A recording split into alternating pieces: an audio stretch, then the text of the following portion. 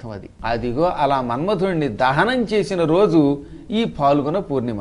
అందుకే దీనికి అసలు పేరు ఏమిటి? కామదహన పూర్ణిమ అంటారు. కాముణ్ణి మనస్సులలో కోరికల్ని రేకెత్తించేవాడిని బూడిద చేసేసి మాయమైపోయాడు ఆయన. దీనిని హిందీ వాళ్ళు హోలీ పూర్ణిమ అంటారు. ఇది హిందీ పదం. ఈ పాల్గొన పూర్ణిమ నాడు తప్పక శివుడు కోరికల్ని భస్మం చేసి కోరికలు ప్రమాదం సుమా అని చెప్పటం వల్ల ఈ లోకంలో అందరూను ఓహో కోరికల వల్ల ప్రమాదం, ఈ కోరికలు తొలగించుకోవడానికి మనందరం పండగ చేసుకుందామని ఒకరి మీద ఒకరు రంగులు చల్లుకోవడం మొదలుపెట్టారట. అన్నిటికంటే కోరికలు జయించడం కష్టం కదా.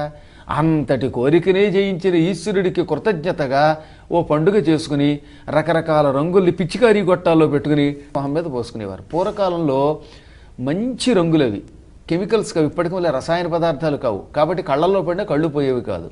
కాబట్టి ఇప్పుడు కూడా మనం చాలా జాగ్రత్త తీసుకుని కళ్ళు పోగొట్టుకునే రంగులు కాకుండా ఒళ్ళు